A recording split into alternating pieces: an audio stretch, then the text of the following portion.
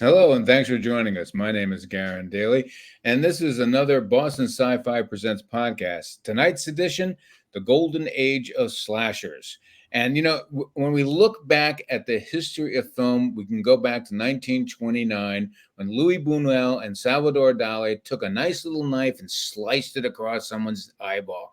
And then, of course, there's Psycho in 1961, where there's a knife coming down in the shower that made everyone a little bit nervous and crazy. But something happened in the 80s. And in the 80s, slasher movies became really popular for a lot of different reasons. And we're going to explore that today with Hope Madden and Alexis Boggende. Hope is a film critic and is the director of Obstacle Corpse. I love that name. And Alexis is a regular with us and is also a film critic for Boston Hassel. Welcome, guys, and thank you for joining us. Thank you for having us, Karen. Yeah, thank you. All right, so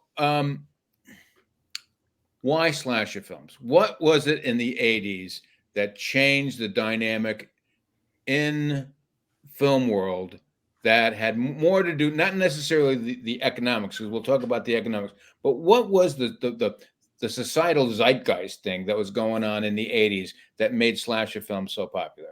Reagan. Why don't you start? Reagan. Yeah. It was. Is that simple?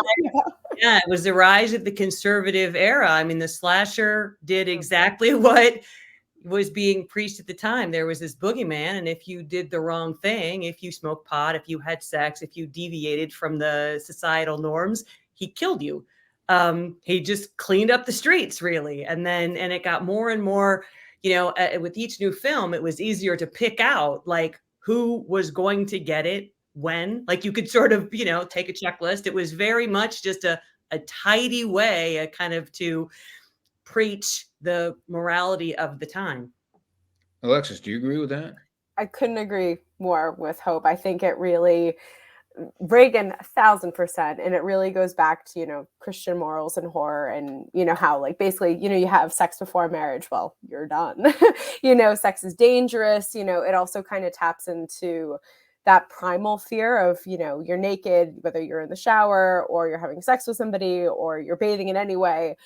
Or you're, maybe you're in a bathing suit that shows enough skin, that, according to Christian values, that, you're vulnerable. So you guys are saying that the Reagan conservative element prompted the slasher movement, but I think we can also make an argument that the slasher movies themselves are very conservative. Like you just said, you everything about it is prescribed. What's going on. So there seems to be a little bit of a, dissonance going on there. Is that part of it too? The dissonance of it all? I think the reason that, I think a lot of the reason of the popularity of those films during that decade is that they were quite conservative. They preached the conservative values of the time. Yeah.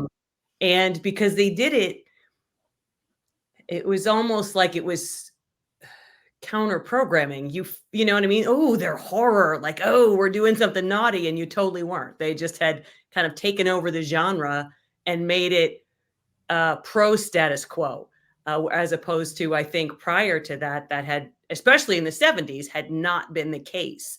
If you take, for example, the changing paradigm that first of all, I loathe the term final girl. The hero of the film by the 80s was a virgin.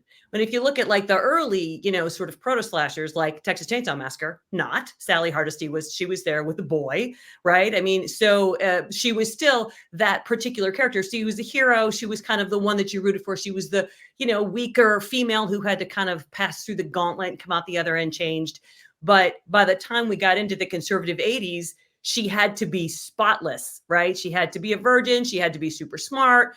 She had to be exactly what sort of that era was preaching women needed to be to survive. Wow. All right. So I want to, we have a clip coming up for Friday the 13th, and I wanted to show that because one of the things that I noticed in this clip immediately, I'll talk on the other end of it, but here's the clip from Friday the 13th.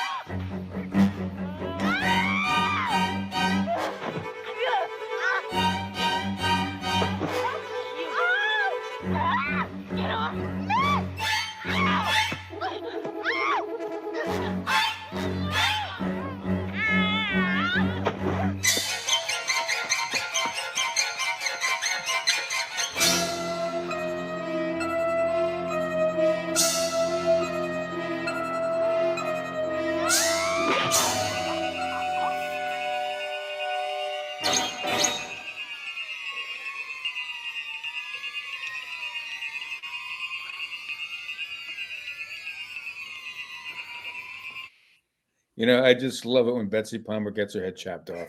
I mean, I grew up. Betsy Palmer was seemingly was always the goody two shoes and all those TV shows, and having her head chopped off like that was just, I don't know, somehow really nice. But I wanted to talk about a little bit about the construction of that particular scene that we saw, and specifically about the music, because the music to me was all about let's rip off Jaws and let's rip off Bernard Herrmann and mix them up together so we can get a little Hitchcock and we can get a little Jaws going on.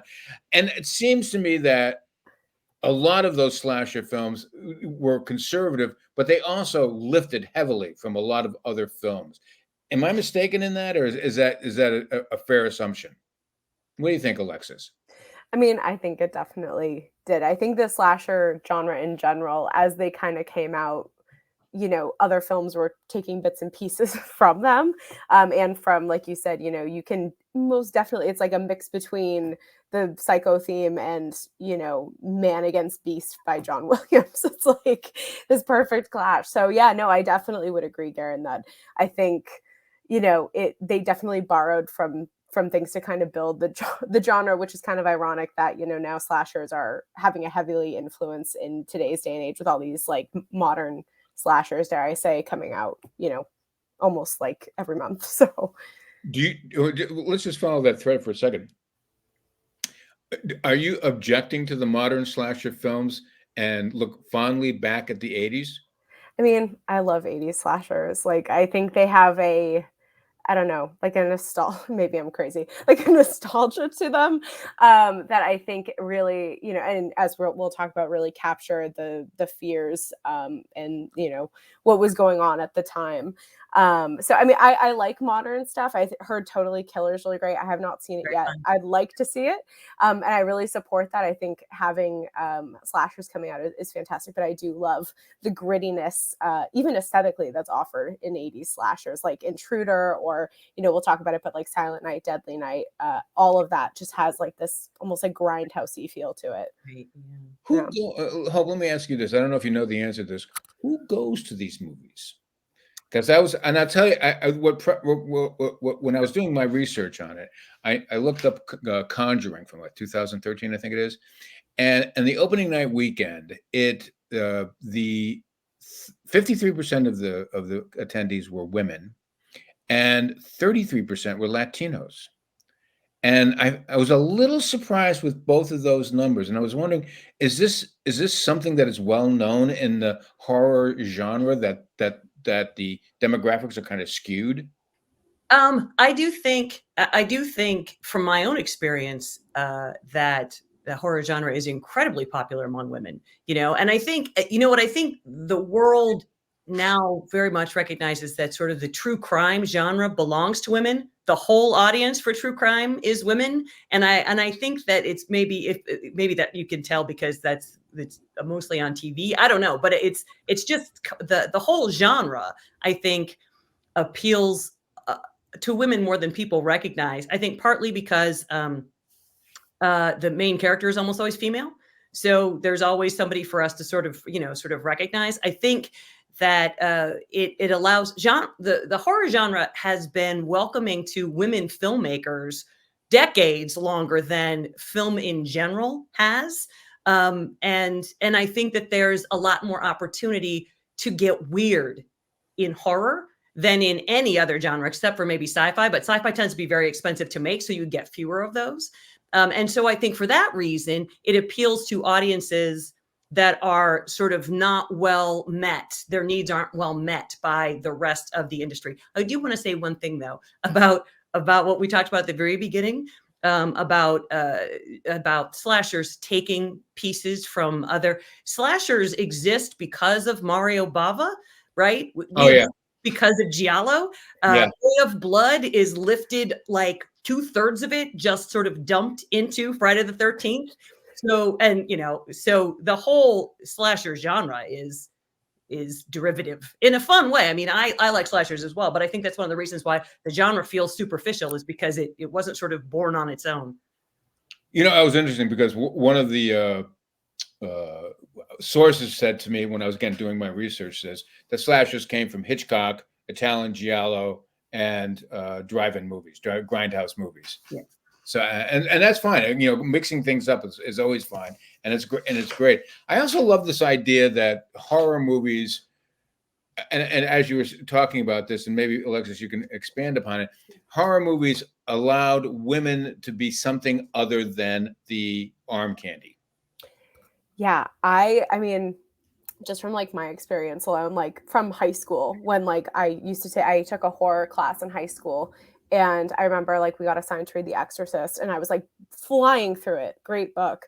And I had someone comment to me like, "You like horror? You don't look like you like horror. Do I have to have a look to like horror?" And I've gotten that before from people of like, "You're into horror?" I'm like, yes.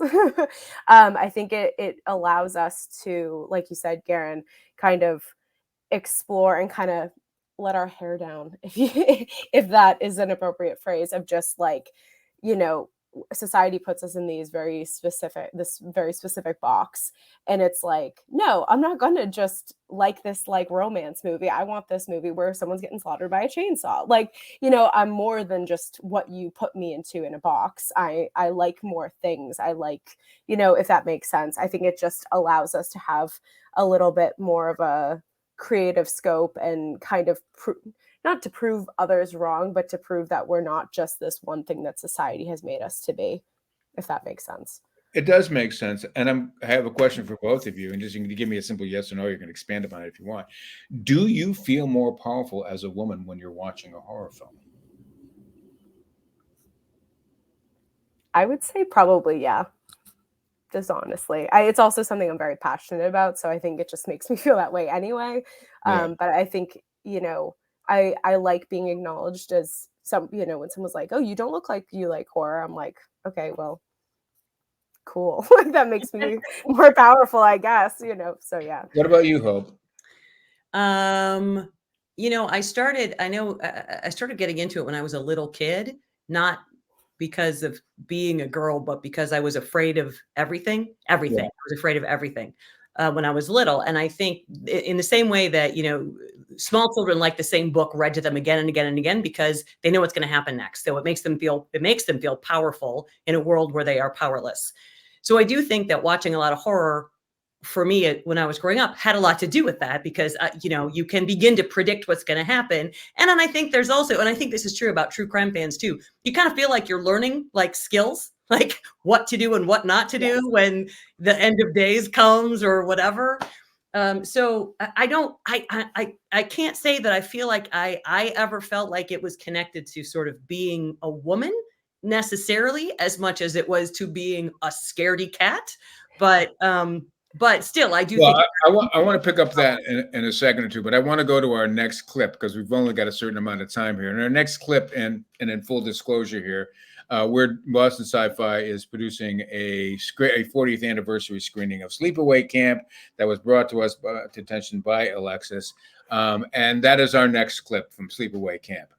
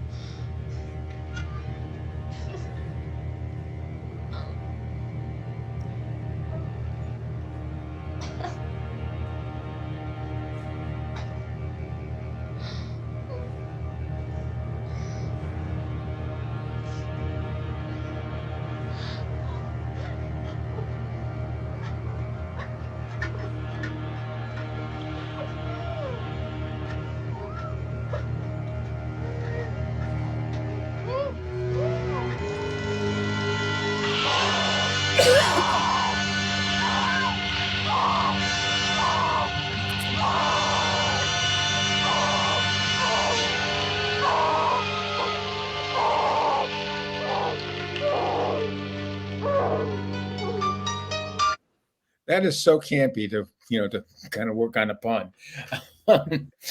Alexis, you brought this to our attention. Why do you love this film?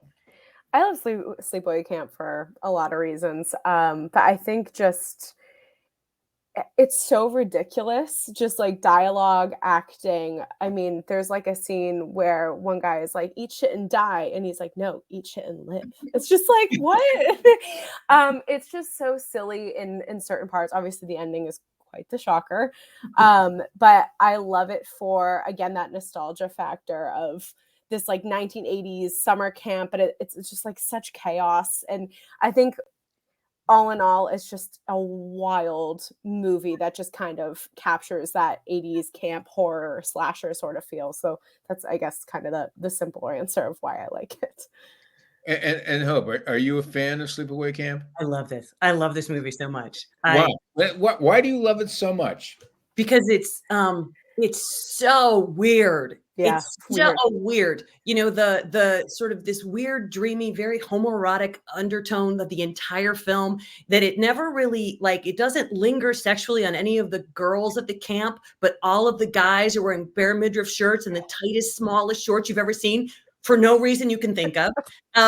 It's just, I mean, there's so much about it that's so weird. And you're right. I mean, the dialogue at one point, the kids at the camp are bolting, they're running, and the people are like, come on, hurry it up. I'm like, how much faster can they go? Just random, what are you even saying right now moments, just littered everywhere throughout that movie. It's so much fun. And Meg and Mel are like, he's like 70 and she's like 18 years old, and she's like, I got a hot date tonight. I'm like, girl, you blind. Like, oh my God. Oh, it's just the most fun. It's the funniest, weirdest movie. Could the film be made today? Well, I mean, he's remade it. You know, it got made. Hiltzik, the original director, made a sequel like in the last 10 years, I think. And of course, there are 2 sequels to it. You know, they can't match, you know, because honestly, and I don't know this, but I don't think they did it on purpose. I don't think there was like, let's make this be weird. I think it just came out weird, which is not something you can recreate. Well, that's actually something that sounds really true, because I remember that they had a script, and when they got to camp, they just threw the script right out, and they just were doing it day by day. Feels that way, like just when you're watching it, you're just like, what? It just, or like any scenes that Karen Fields, who plays Judy, who's the one who gets the unfortunate incident with the hot iron that we just witnessed, some of her dialogue is like, so she wears like a shirt that says Judy on it. I'm like, who wears a shirt with their own name on it? It's just like so weird. But nobody rocks a side ponytail like Judy. That is so true. That is so true. Hope. That's so true. Well, for those of us who haven't seen the film, we are screening it on the 18th at the Somerville Theater. So hopefully you can come down and watch what Alexis and Hope are talking about. I wanted to go back to that conservative value that we were talking about before, because there seems to be a subgenre of slasher films, and that is slasher films that take place during holidays. Oh, sure. Yeah, and I think part of that is the dissolution of the family and the breakdown of the family, and just extending it out through the horror. But that's just my opinion. But here is Silent Night, Deadly Night, and we can talk about it on the other side.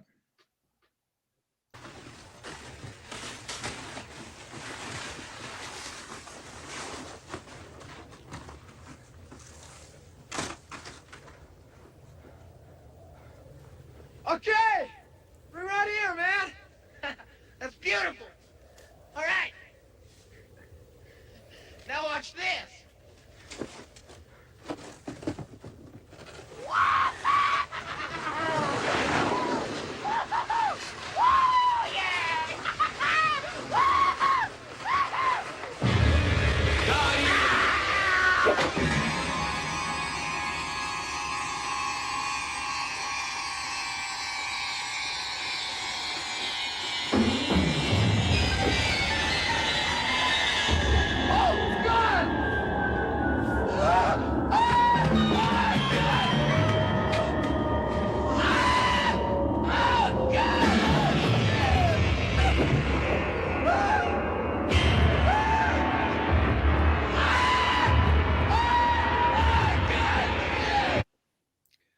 Well, I just love the way the guy handled that axe. I mean, I don't know if you've ever done any chopping before, but it takes a really good axeman to, like, really hit that head and knock it off in one fell swoop.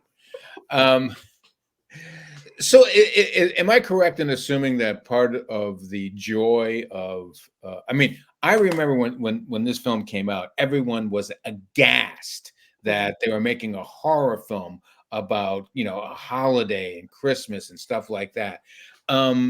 Is that part of the purpose of these films, is to just kind of like be subversive and tweak their noses at the establishment?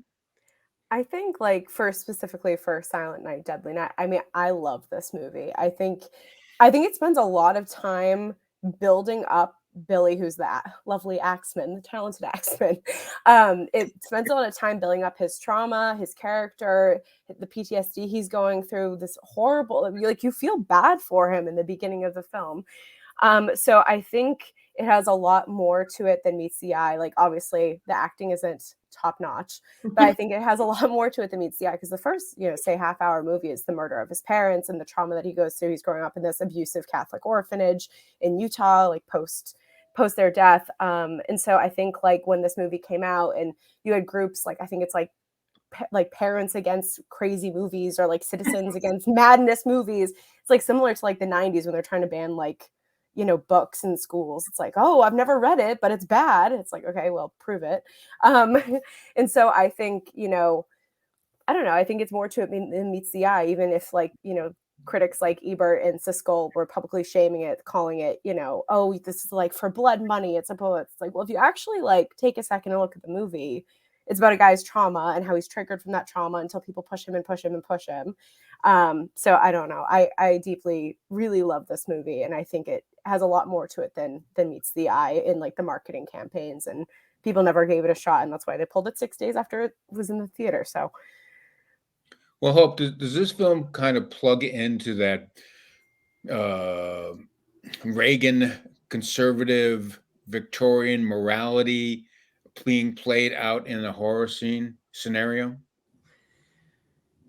Not as cleanly as most slashers do, because you do, in most slashers, the sort of boogeyman killer is, he's quite one dimensional. You don't get to know him. That's a lot of the whole sort of mystique of Michael Myers or Jason Voorhees, really, is that they're just this unstoppable sort of personality free killing machine.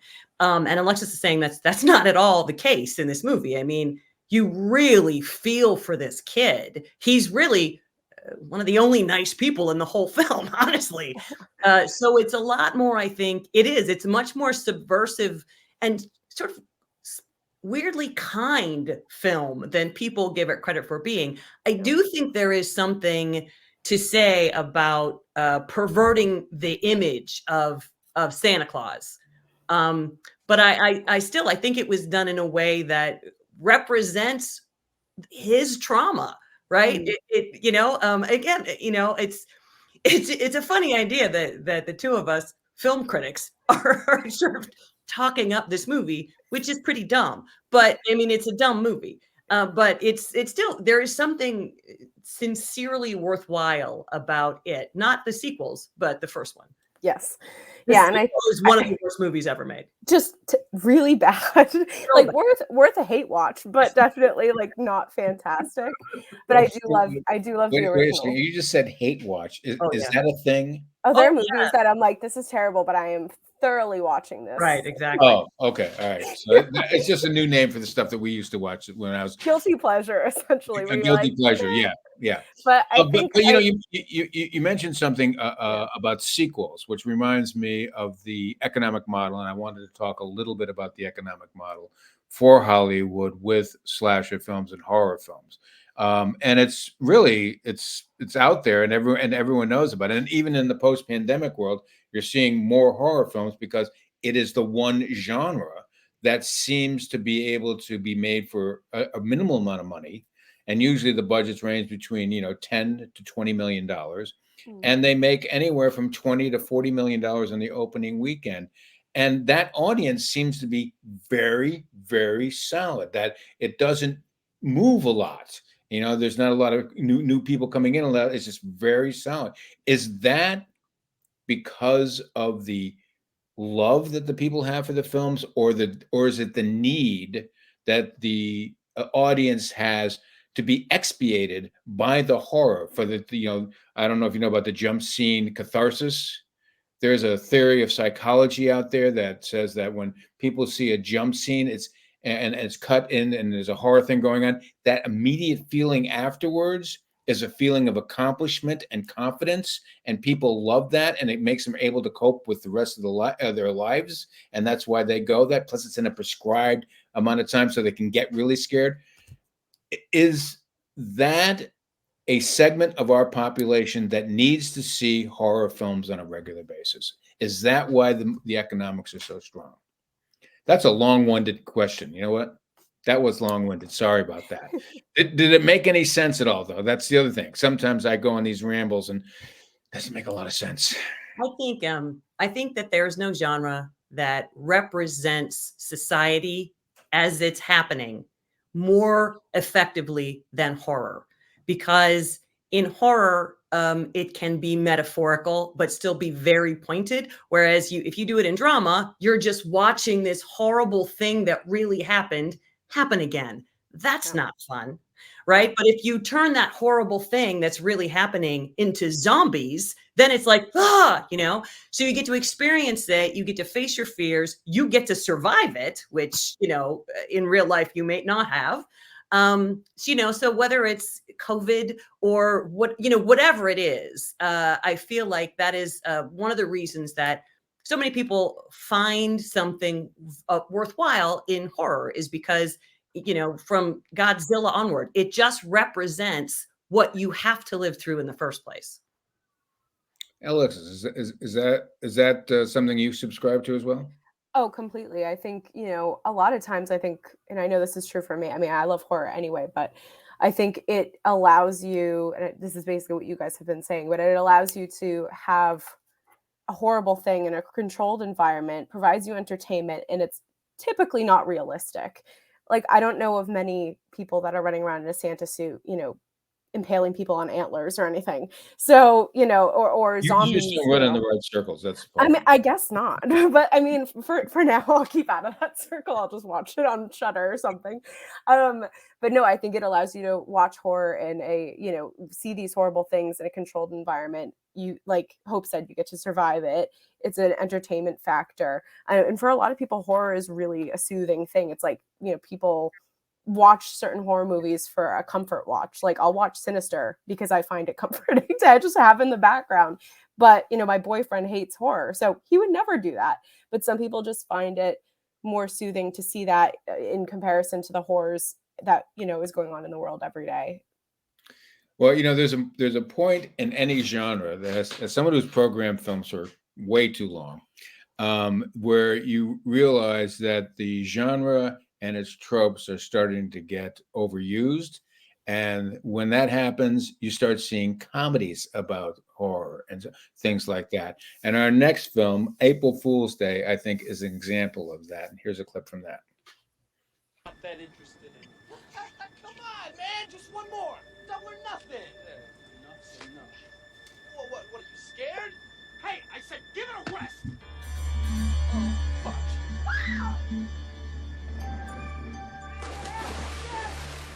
I'll get him. I'll get him.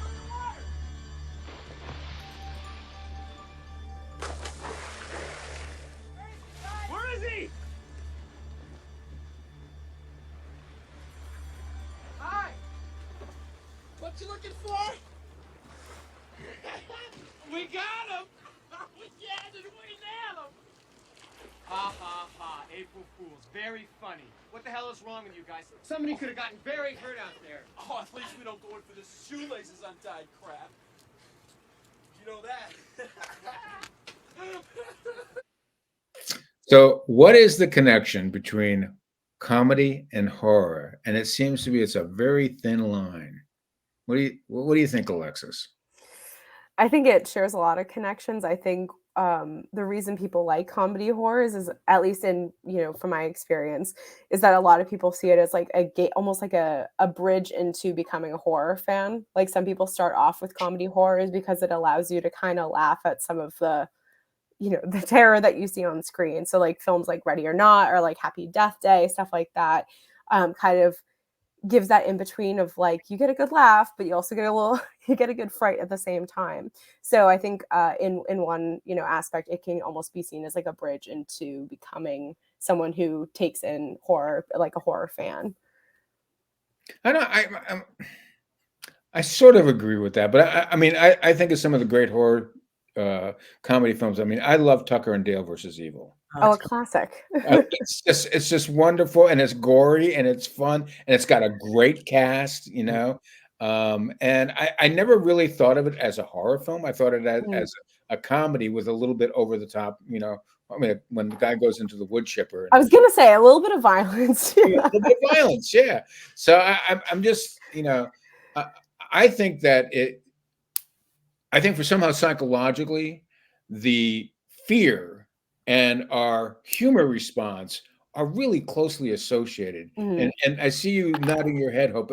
Are you going to you know, agree with me? Yes, 100%. And you know, so I made a film last year that is a horror comedy, and it's called Obstacle Corpse, right? And I have a pathological terror of the woods, and so and I write, and so I set this film in the woods because, you know, if you want to write something scary, write what scares you, right? And that was my goal. But the thing is, my personal reaction to scary things is to laugh and be funny. So the movie is just a ridiculous. I mean, it's bloody. We kill like 31 people. It's bloody, but I mean, it's very much a comedy. And I do, like, as you're saying, Garen, I feel like I feel like for a lot of people, when you get really nervous or tense, right, you can get terrified, but right before that, your reaction is to make a joke or just to laugh nervously. At least mine is. So I do think that the two reactions to tension are similar. Well, there's also the other part of it too, and this is what I call the Shakespearean thing. I mean, if you take a look at Shakespeare's dramas, he always introduced some humor midway into a scene or an act, so that it would kind of take the edge off of things, so that the next poignant point will be that much more poignant. Sure. So that's what I see a lot of with these films as well.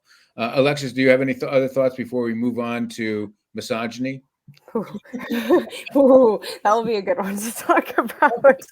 No, I mean, I love comedy horror. I think it's actually becoming more popular. There's some really great comedy horrors that have come out. Like I said, you know, we're talking about Totally Killer. There's this amazing film on Shudder that I think they came out like probably like during the pandemic, but I think it kind of got overlooked. It's called Vicious Fun. Stuff like that's like fantastic horror comedy. So I'm just glad that, you know, people still continue to make them, and they're, from what I've seen as of late, are typically very high quality. So I love comedy horror. I think the genre really needs it. So. Well, our next film is a clip from Black Christmas, which is directed by the guy that gave us A Christmas Story and Porky's, among some other films. I mean, Bob Clark had a very interesting career, and someone should do something about how interesting his career was. But here's a clip from Black Christmas.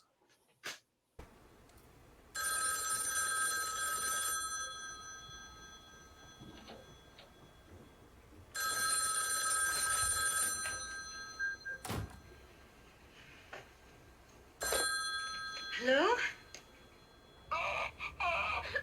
Hello? Who is this?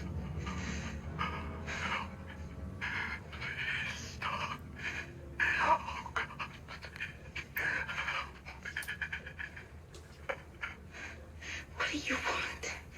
Why are you doing this?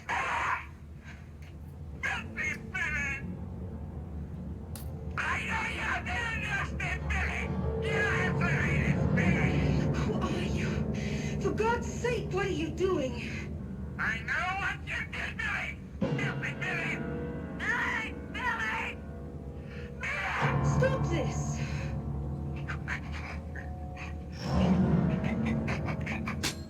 Oh, Jesus Christ. And that is a Olivia Hussey, 6 years post from being abused by Franco Zeffirelli in Romeo and Juliet. And you know, one of the things that I mean, we can talk about the misogyny of horror films, but the use of technology in horror films, and how we use the phone there, which was prevalent in 1974 when it was made. And I see that there every once in a while we see a new horror film trying to incorporate new pieces of technology. Is that just a simple way of connecting people to the present and to make it feel like it's something that they know? That the technology that they're using now is a vehicle for horror and to try and scare people. Oh, I can see that, I Yeah. can see that. But in 1974, I mean, the telephone, of course, had been around for a very, very long time. I love that it's a rotary phone. That's Yeah. brilliant. And I think for White Christmas, it's the banality of it that is what makes it so scary. It's just like your phone. You know what I mean? It's not like it's your laptop or it's some crazy gadget that transports you to another dimension. It's just your phone. And same with when a stranger calls. It's like, and yet right there on the other end of this line that I'm talking to is a maniacal killer, and I don't know where they are. I think that's the trick of this movie. Yeah, very similar to when a stranger calls, especially, when we come to find that our slasher Billy is in fact in the sorority house. It's very similar. And I totally agree with Hope. well, the other question that I have about this is, again, going back to the fact that Bob Clark directed this, and he also directed Christmas Story. Does it take a special kind of quality to be a good horror director, or can anybody just master the techniques? Yeah, I think it takes someone who is familiar at least with, what makes a good horror movie. Like, I went to go see The Exorcist. I reviewed The Exorcist Believer, and you could just tell that David Gordon Green had never seen The Exorcist. I mean, he very well might have. He clearly didn't pay attention. Hasn't, stuff like that. Like, I watched it. I'm like, did he ever watch The Exorcist or read The Exorcist? And so there's certain things where I'm just like, I don't think he was fit to take on this franchise. And he didn't do well with some of the Halloween stuff. I don't think, if you don't do your research, if you don't know what is going to scare people, and if you're taking on a legacy film or a film in a franchise, you need to be knowledgeable of that before taking it on. Or else you'll flounder, which is, in that instance, what happened to David Gordon Green. So, Well, Hope, you're a director. I mean, you must have some strong opinions about other directors making horror films. Oh yeah, for sure. Yeah. And I think that you need to have a sense of what is scary. I think that in horror, the editor is in a lot of ways as important as the director. You really know, you need to know when a scene is going on too long, or when you need to hold the tension a little while longer. And also I think the composer, the score, means more in horror than it does in most genres. So I feel like all of it is figuring out tension, when to punctuate it, when to let it lie, when to erupt it with a laugh for a second.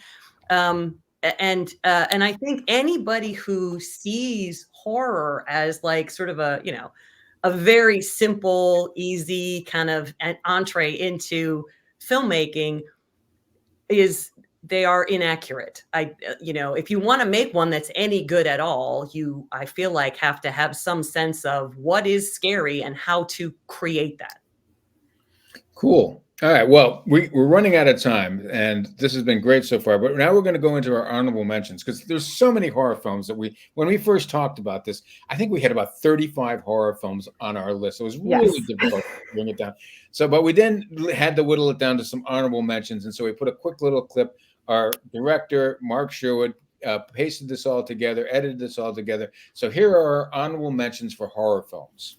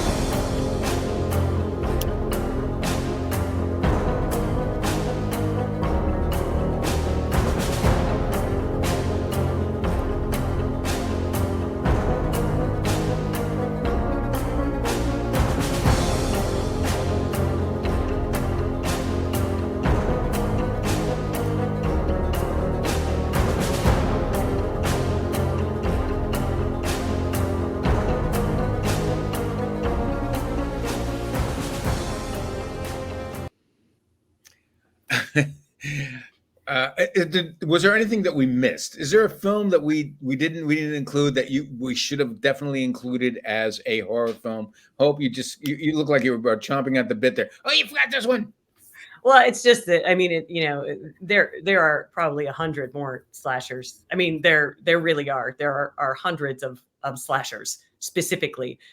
So it's kind of hard to narrow it down to what. It's funny to me that Intruder is in there. I'm kind of glad it is, because I don't think anyone's ever seen it. So you should go back and find this funny movie with this little Bruce Campbell cameo in a grocery store. What about you, Alexis? Is there something we missed? I mean, yeah, like Hope said, there's so many slasher movies that you could kind of just dive into. Yeah, Intruder is a personal favorite of mine.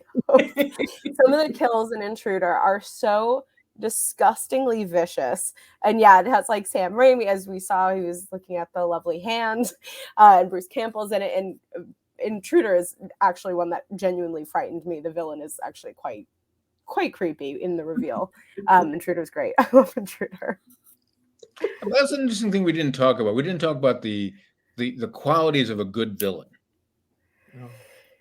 Yeah, maybe we should save that for another time, because we are running out of time. But before we leave, Hope, I know that you've got some stuff that you want to promote, so please tell people a little bit about what you've been working on, what's coming up. Thank you. My film Obstacle Corpse is, if you're binge watching for spooky season, I recommend it. It's super fun. It's on Prime right now. It's also on Vudu. I think it should be on Tubi by Friday. So check that out. And if you're reading for the season, I have a novel called Roost that is it's like a small town horror, twin girls, Satan. Check it out. Twin girls and Satan. That's a good beginning. Alexis, what are you working on right now? Well, first off, Hope, I'm going to go to Prime immediately after this. But yeah, so right now I have a couple of reviews in the works. My VHS one was a little delayed, but that will be up on Daily Grindhouse of the new VHS film. I'll be reviewing Five Nights at Freddy's come the end of the month. And as Garen, you mentioned, I'll be putting on in enjoyment with everyone from Boston Sci-Fi, the Sleepaway Camp anniversary screening at the Somerville Theater on November 18th. So everyone should definitely come for a good laugh and some spookiness. So to follow up with that, we're going to have Oscar Goff there and a couple other folks talking about gender and slashers. Correct. Which should be very interesting. It'll be awesome. Like I said, it'll be the 40th anniversary. Anyways, folks, thank you so much for coming. This was as much fun as I had on a podcast in a while. You guys were terrific. Thank you very, very much. I also want to thank Irene, who is our producer, and Mark, who's our director. They did a great job. My name is Garen Daly. You can find out all about us at bostonscifi.com. We have a festival coming up in February. Tickets are on sale for that. We're starting it off with a cyberpunk ball. And of course, we're going to be concluding it with our marathon of 24 hours. So there's lots to do with that. You can find this podcast and all of our podcasts on Apple Podcasts, Spotify, Amazon Music, iHeartRadio, and all those other places you can find podcasts. So thank you very much.